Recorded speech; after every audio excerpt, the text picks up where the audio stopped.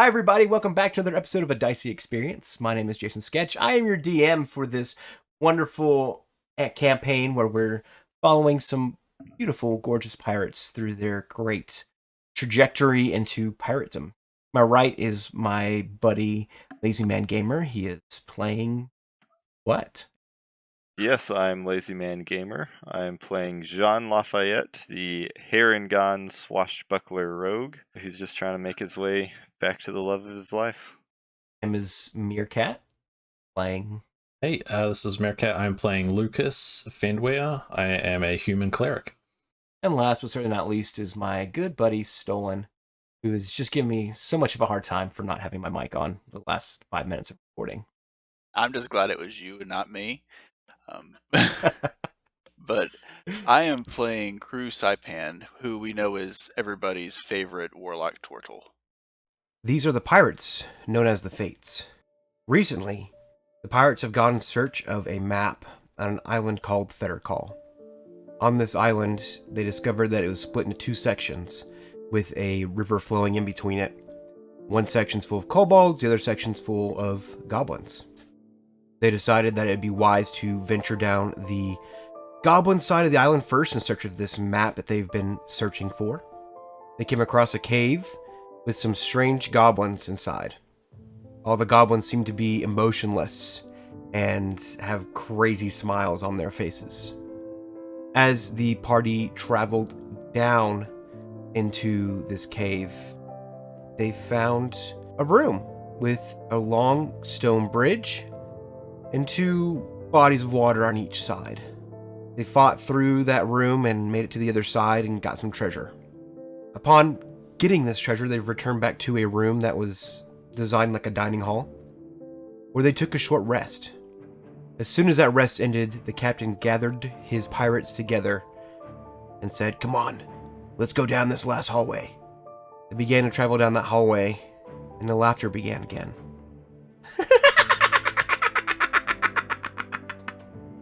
Quietly, the party will continue down this path until finally one loud, booming laughter blows all the torches out.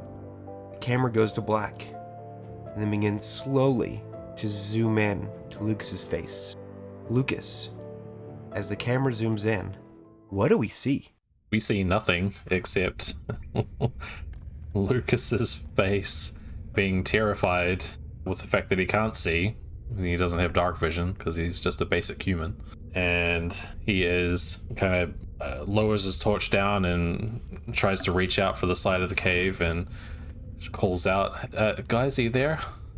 I'm here. And Crew walks up behind Lucas and just grabs him on the shoulder. I got you, buddy. Okay. You can see it's a turtle? I can. I have Devil's Sight, which actually gives me normal vision in both darkness, magical and non-magical, up to 120 feet. Cool. Is that a warlock thing? It's a warlock trait. Huh. Awesome. Very neat. So you grab Lucas and you start guiding him down. About the captain and John. I will grab Jean as well, and I'll actually kind of force Lucas and Jean in front of me, almost basically using them as a shield. The camera remains on your face as we see Crew's hand slide from your shoulder down to the small of your back. You are being pushed down this dark hallway. What do we see? My eyes are wide and becoming more nervous the further we walk down this cave. Our audience begins to hear what's going through your mind. What do we hear? I am thinking that this isn't quite what I signed up for. I do not like this cave, and I really want to see. Is there anything that Lucas might do to help himself in this situation? He will take a deep breath and remember back to a simpler time when he was cooking his meals for his family in his little house on the farm. Oh, I like this. Yeah, let's dive into this. Tell us, what did your farmhouse look like that you grew up in? Well, it was a hardened white clay house that had a wooden frame and a brown thatched roof. It had a main door right in the middle that went straight into the kitchen where you would find Lucas most of the time. It had a white clay oven on one side and then counters and shelves on the other. To the right of the kitchen, there would be a living and dining space with a white clay fire, and then a small couch and some dining table with chairs.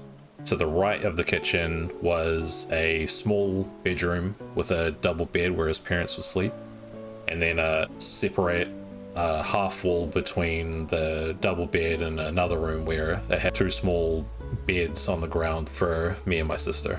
All right. Well, let's say you're about 10 years old in this memory. You're cooking a new meal, brand new to you at least. What are you making?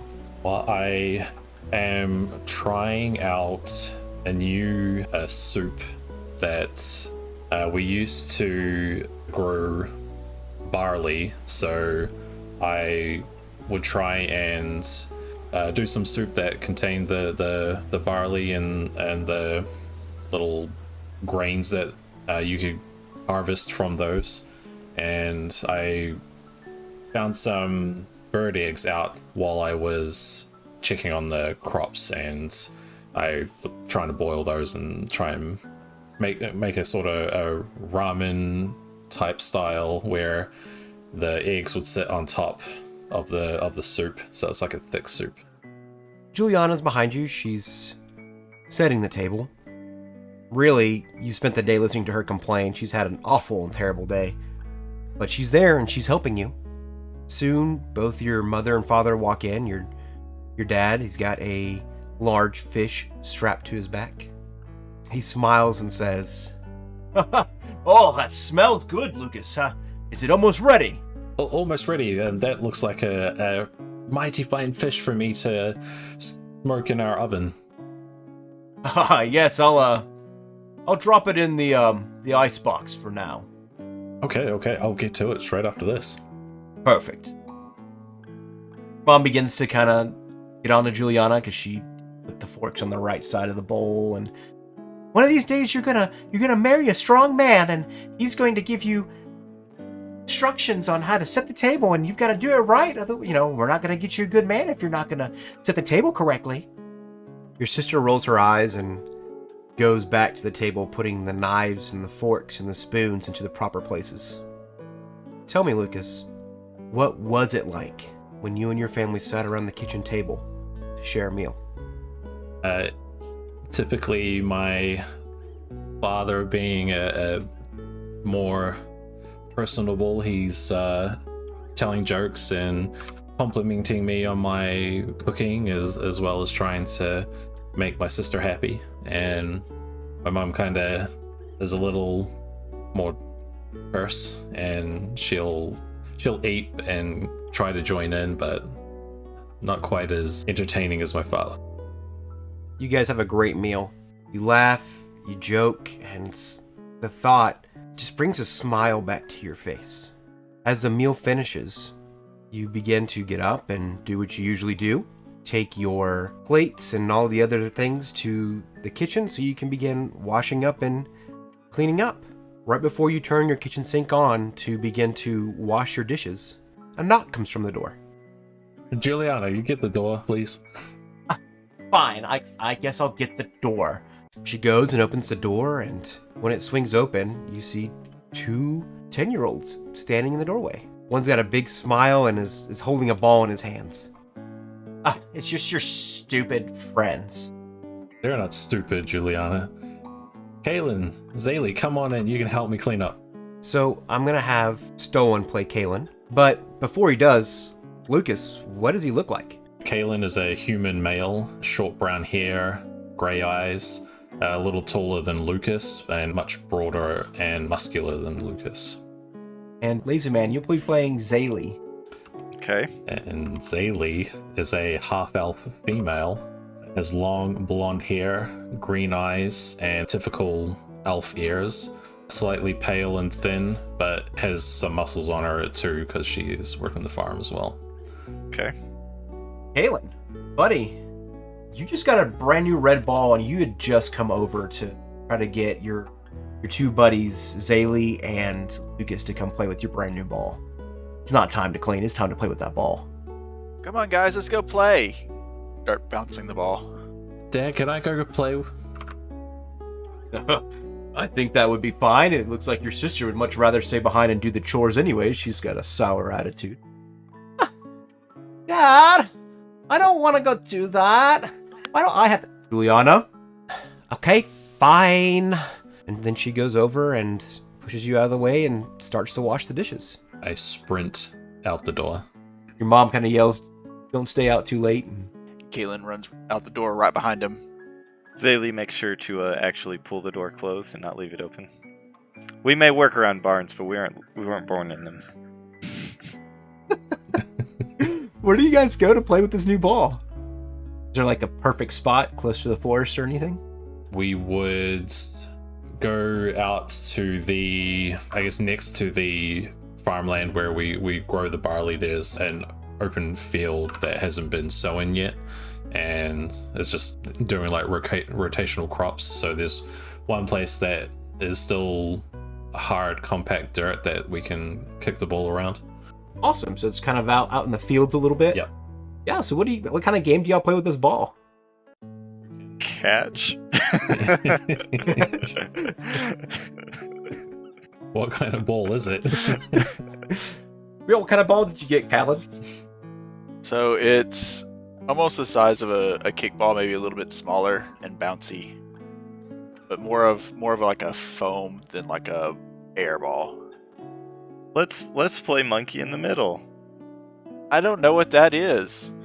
That's because you're in the middle. And then I take the ball off him and start throwing it over him to Zaylee. You just see, Hey, make a.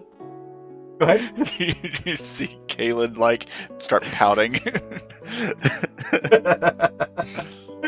All right, let's do a strength check on your throw there. Get it, and then a dex check for your catch there. Okay. Do I use my commoner stats or Lucas's stats? I would use Lucas's stat if it's better for you commoner stats. So do the commoner stats. Is a 10-year-old boy stronger than me? Yeah, you got worse over time. 17. Oh yeah, that's a great throw. That ball goes right over Kaylin's head. Kaylin tries to jump for it, I guess, but I rolled a 5, so that would not be a catch. No, it's not a very good catch. You whiff real hard. I don't like this game. Saley? So she catches the ball and says, Whoa, what was your dex check? "Oh, buddy? it was 17." Oh, okay. Yeah. She catches the ball and says, "Oh, Kaylin, don't be such a negative Nancy." And she throws it back over to Lucas. And that's a 18. 17. Yeah, good throw, good catch. Another 5. Kaylin, do you... goes right back over his head. It's like we're playing actual monkey in the middle here. This is great. Oh, Kaylin. Ha. Kaylin gets mad and starts charging towards Lucas. Give me my ball back! Charge, are you just running at him, or are you going to tackle him? What are you hoping to do? I'm just running at him. Hey, yeah, make a run at him then. You do that. You got your buddies running at you there, Lucas. He's charging you. I'll try and throw the ball away before he gets to me. Okay. Make a weapon attack for your commoner. If you can get a higher number than his throw. I'm rolling good today. 17. Better than me. I got 11. 11. Yeah, you make the throw just in the nick of time, and he kind of tackles you, but you're able to keep your footing. He's standing right in front of you, though. He's puppy guarding this time. Catch the ball there, Jaylee? That's a 5. It's a 5. Oof. The ball flies. I think you were just got to be distracted by your buddy attacking your other buddy. It's a terrifying thing. That ball flies and it lands. Wheat field behind you. Zaylee's too busy laughing at Kaylin. Kaylin, as soon as he sees that Zaylee doesn't catch it, is going to start running for it. I'll run straight behind. All right. Yeah, Zaylee's gonna chase after him too. You guys run for a bit. Make investigation checks. 15. 9. 9. Natural 20 for a 21. Okay. Yeah, Lucas, that's impressive, buddy. You just dart right past. I mean, for a brief second, Aelin sees the ball before it kind of vanishes into the bush, and he kind of knows what direction to go, and you just sprint right past him. Zaylee, for some reason, you wait a second before they disappear into the wheat field before you run in there, and you get lost, unfortunately. And as you're running in there, guys, you begin to hear crying. Odd, a little strange. No one should be crying. Everybody's out having fun playing with a ball. Lucas, right when you find that ball, you get up to it. You see it on the ground, and as you look closer at it, there's a green foot next to it. Your eyes begin to slowly look up and follow this foot to a torso. I thought it was just a severed foot. That's what I thought too. I thought it was a dead body. Yeah, this is your pleasant memories. A dead body in a wheat field. Yeah, that's my goal here, guys. No, it's poor little goblin boy. And you can see a mark on his head where this red ball slammed against him and kind of left that kickball mark on his forehead, and he's crying and sitting on the ground. He looks to be about your age. Now, what did your mom and dad tell you about goblin if you were to see them while you were playing outside? Run away. Run away, okay. There's this little goblin boy though. He's crying. He's sad. First you, and then Kaylin shows up right behind you, and I don't know, Zaylee's out there somewhere. Lucas, we don't need to be associating with goblins. Kaylin kind of pulls on his arm and tries to pull him away. He seems like a kid goblin, and he's crying. They're all the same. Lucas, Kaylin, where are you? We're over here. Zaylee, you hear their voice and you turn around, you come running towards them, and eventually you bump into a crying goblin who you knock over onto the ground when you do. Ew, what is that? It's a goblin. We need to get out of here. Grab my ball. Zaylee picks up the ball. The little goblin boy sees you pick up the ball, and he begins to cower in fear and slowly back away. Sorry, I'm so sorry. It's okay. I didn't know you could speak common. Yeah, everybody can speak common. Please don't eat me. Eat you? But they say the humans eat goblins. You can't talk to humans. Goblins eat humans. What? No, humans eat goblins. Kind of grabs a dirt clod and kind of uses it to defend himself. He's holding it in front of him, but he's not throwing it or anything. Put my hands up and stop backing away. I need to find my mommy and daddy. I haven't seen them in a day. Please don't eat me. Guys, what do you want to do? Well, I'm not eating a goblin, I can tell you that. I think he looks icky. I don't want to tell my mom and dad. Maybe we should try and help him out of the field at least. I guess it wouldn't hurt to do that. I know how it would be if I didn't see my mom and dad for a day. What's your name? Janie. Janie. I'm Lucas. Hi, Lucas. And this is Kaylin, and this is Zaylee. And we're going to show you how to get out of the field. Okay. Roll persuasion check. 18. He looks down for a minute and kind of stands up and brushes his knees off. He's only got white webbing kind of wrapped around his torso area, a little bit of a leather Vest on, but he doesn't have much else on. It doesn't look like he owns much of anything, really. nods. He says, "Hey, we live in the forest." Okay, the forest isn't too far. We can get you to the edge of this field, and you're gonna have to find your own way from there. Hey, but it's scary to walk alone. That's why we're gonna come with you to the edge of the field. We're not supposed to go in the forest. Why not? It's a good place to live. Well, there's goblins in the forest. Okay, yeah, let's go. What is that red thing you've got? Hit me from the sky. It's my ball. Kaylin starts bouncing it again. Your rock bounces? It's not a rock, you dimwit. Oh, my name's Janie, not Dimwit. That's my uncle. Well, Janie, let's go. Let's take you to the forest. Okay. Before my father finds you. Will he eat me? Who's my father? No, will he eat me? Yeah, sure. Let's get you out of the field before he eats you. Oh, okay. I don't want to be eaten. Starts kind of walking the opposite direction from the forest. No. Don't go that way. We need to go towards the forest, and I guess I can see the forest and I point towards it. Yeah, you're a little bit taller. He's a shorter goblin. Oh, okay. Starts walking the direction you're pointing.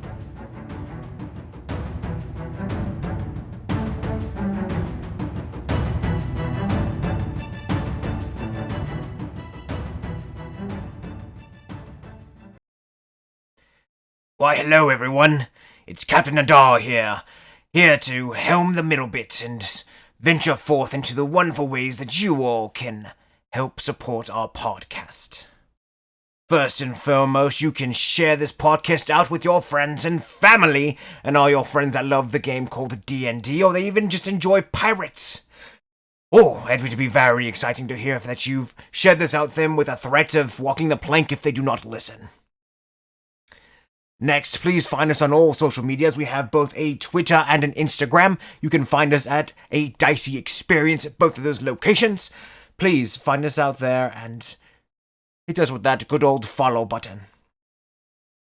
Of course, if you are on Twitter, I would love to hear what magic items you would like to see our party find, or some that you even made up. The best way to let us know what those magic items are, tweet us at A Dicey Experience and use the hashtag A Dicey Fate.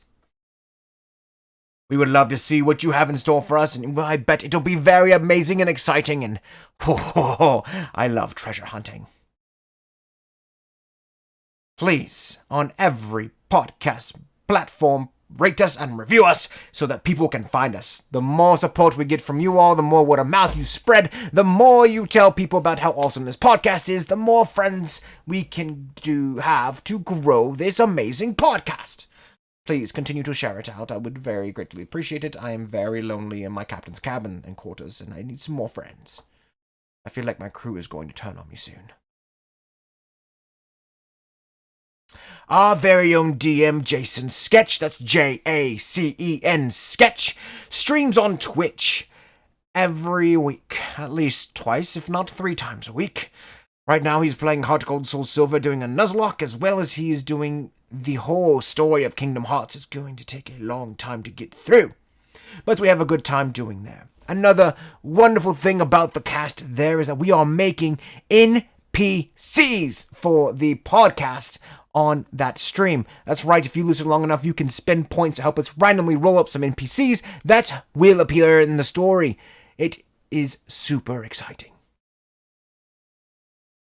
Well, that's all the time I have for this middle bit, and we must return back to Lucas's daydream or whatever else he is doing. But we look forward to hearing what you guys think about this episode. Please let us know. And, well, let's hoist the sails and swab the poop deck. It's time to turn back around and jump back in to the story.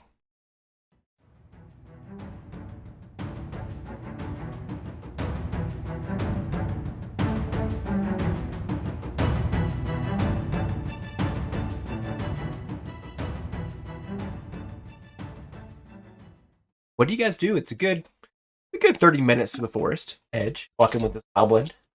I try and whisper to Zaylee.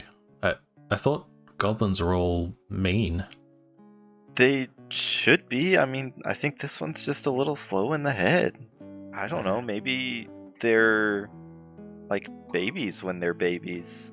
How old are you? I'm 7. Are you asking me or the girl next to you? Oh. Because I'm 7. And then he holds up just one hand and it shows 5. I guess we don't know how long, if 7 is big or not, if that's a child or an adult. Roll a history check. That's a good point. Yeah. No, natural 1. You have no idea. You just know that you're supposed to stay away from goblins, and that's all you know. And goblins are supposed to be scary, and this one's not being scary. It's just sad and scared itself. Lucas, this just doesn't feel right. What doesn't? Walking with a goblin towards the forest? What if something bad happens? What if he's leading us there for something? He's taking us to his family to eat us? I am now visibly scared. Goblin kind of stops. Happy. The red bulb? broken? No, but we know what you're doing now. What am I doing? You're taking us to your family so they can eat us. No, we don't eat humans. We're not supposed to talk to them. Hand over his mouth. I knew I shouldn't have trusted you, Dimmy. Please help me. Sorry, I won't eat you. I promise. If you won't eat me, I won't eat you. You're too scrawny to eat. But he's got a fancy hat. I've seen people cook with that hat on before. I have never tasted goblin. The coward's little. Don't eat me. I thought we were going to the forest. I point in the direction of the forest and go, walk that way. We're not going to walk with you anymore. I don't believe you. What if I give you a present to promise? One of something I treasure a lot. And you can hold on to it until we get to the forest. And then you can give it back. Get there. If you promise.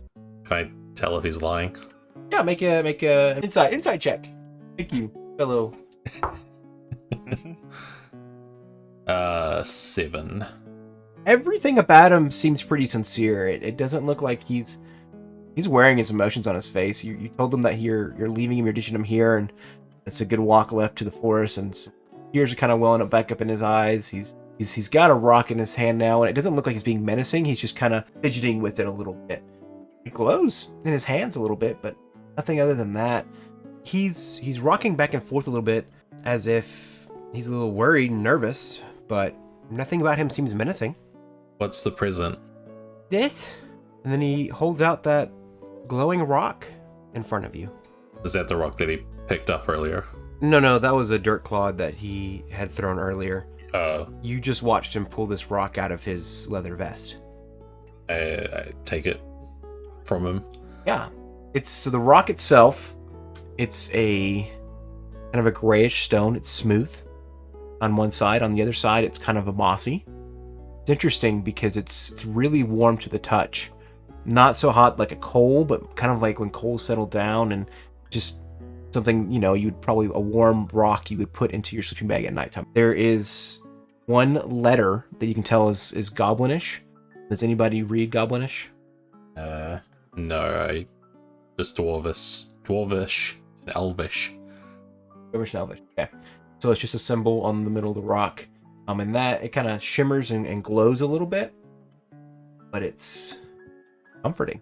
I hand the rock to both of you and kind of say, it's warm. Do you know what this means? I don't know. Some kind of witchcraft? Witch! And he falls on his face and covers his head. Almost kind of does like an ostrich burying his head in the sand. Not you, your rock. Is it witchcraft? Oh, it's magic. Mommy says I'm not supposed to take rocks from strangers. My mommy says too. So how do we know we can trust your rock? What if it's a poison rock? And you're just trying to trick us? They start to hyperventilate a little bit in a panic, not knowing if his rock is a poison rock or not. Oh no, what if it is a poison rock? What does it do to you? Makes me feel better. Do I get feeling from the rock other than warmth? Like it's not just like a warm, but it's also like comforting. Like a weighted blanket. Yeah, a weighted blanket, comforting. If I wouldn't use a rock like a weighted blanket. And, it's not a very big rock. It fits in the palm of your hand. I'll take you to the edge of the field and give you this rock back. Okay. You keep walking on. Is there anything you guys would like to do? I rolled a acrobatics check just to check, and I rolled a 2. So while we're walking, Kalen actually trips over a rock and loses his ball. It actually goes flying forward. Oh no, so Kalen trips and falls and the ball goes rolling. What do you guys do? Zaylee stoops down to help Kalen stand back up. Lucas? I was going to do the same. We're good friends. Thanks, guys. Where's my ball? Did y'all see where it went? Oh no, your red rock! And you see Janie run off after it. Chases it for a while and gone for a minute or two. Then you kind of hear him through the wheat field. I've got your ball! But I don't know where you're at! We're over here. Bring me my ball. Wait. Quiet. Okay! Maybe we can just slip away now. He has my ball. It's just a ball. I'll get you another one. It was expensive. It was 2 copper pieces. Over here? He's a little farther away. Oh, it's up to you guys. There's just something weird about this. He's green. Yeah, but he hasn't done anything yet. We should at least get the ball back. Yeah, I need my ball. I mean, if I lose that, I'm grounded for like a month. At least. Alright. I just want it to be known. I think this is a bad idea. I think everything's a bad idea, Zaylee. Over here? Well, we can't all be optimists, Kaylin. Think I lost you guys? We're over here. Okay. And he walks back up. Oh, I was worried. I thought I lost you all. Here's your ball. You're kind of rub some bug guts off of it before she hands it back to you. Thank you.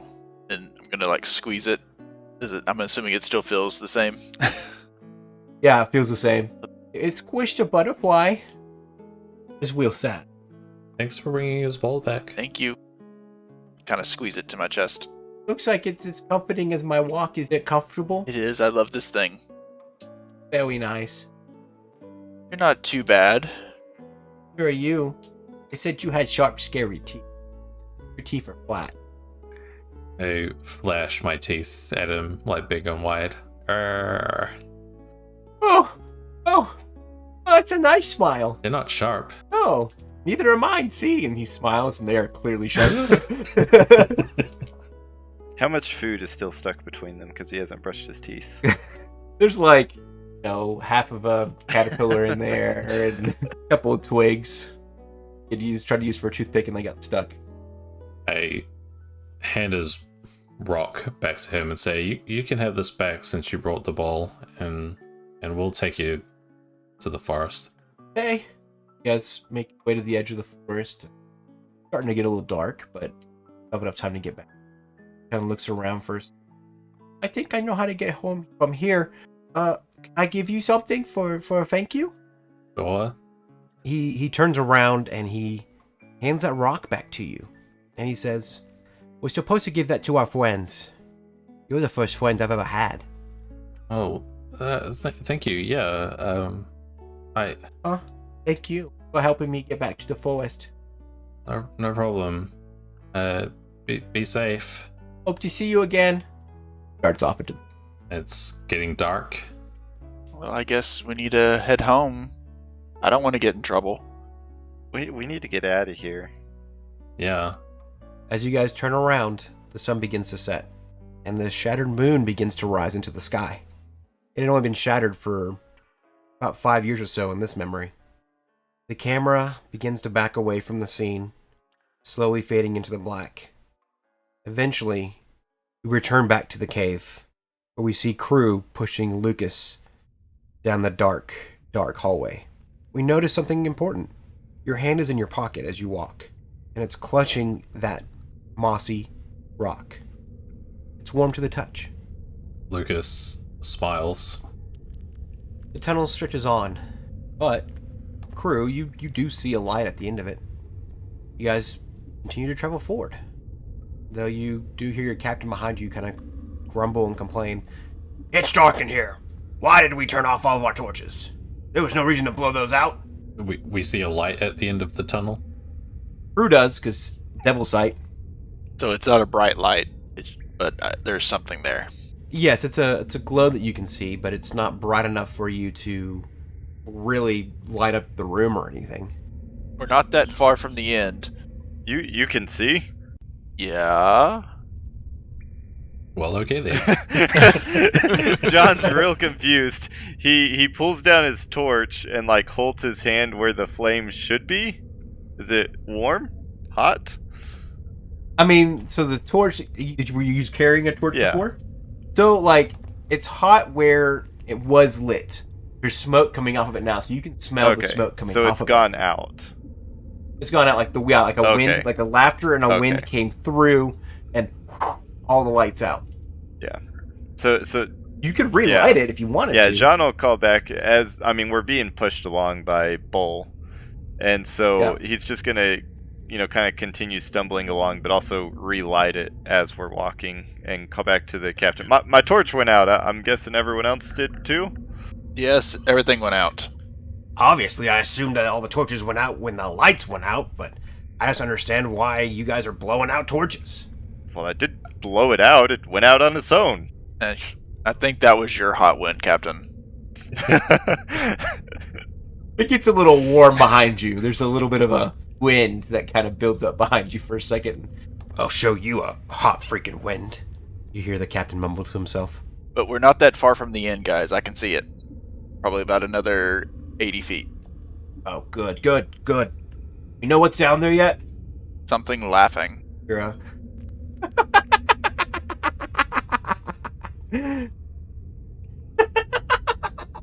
You hear laughter. Oh, what a Lyra's children has come to play! I am furiously trying to relight the torch and pretending that nothing is going on around me. Crew just stops and lets the captain walk right into him. The captain slams into your shell and says, "Oh, who's Lyra?" I have no idea, and I don't want to find out. She's my patron. I guess crew can see me. I'm just kind of gone pale, and my mouth is slightly wide, and my eyes are wide. Your patron? She helped me find my way. I don't know how he knows. It can't be good. I don't like this. Well, just like anything else, there's only one way to find out. Keep venturing forward. We need to find that map. Yes! Come play with me! There's another half of the island, right? Like Yeah. it could be over there? Yeah, it didn't. Yeah, there's the cobalt side, isn't there? Oh yeah, we could try that. And the captain turns around and No, I'm sorry. I need to go down here. I need to find out how he knows. I need to find out more. Okay. You're leading the way. I still can't see. Someone needs to guide me. well, there's a torch lit now. I can see. I'll guide myself. The captain puts his hand on your shoulder and kind of gives a firm grip. I hand you the torch. Crew just stands back. I hold the torch up in front of all of us, and I determinedly walk towards the end of the cave. Well, the captain has that firm grip and he stops you before you start walking. Sure about this? I need to know. Hey, once we go in there, there's back. We can still walk back down the cave. Points back down the hallway, and like crew noticed when the lights went out, where you came in is gone. The only way is forward now. Well then, I guess we'll just continue to follow you then. Lead the way. Okay. Or he follows you. Crew I'll take the back. That way nothing sneaks up on us.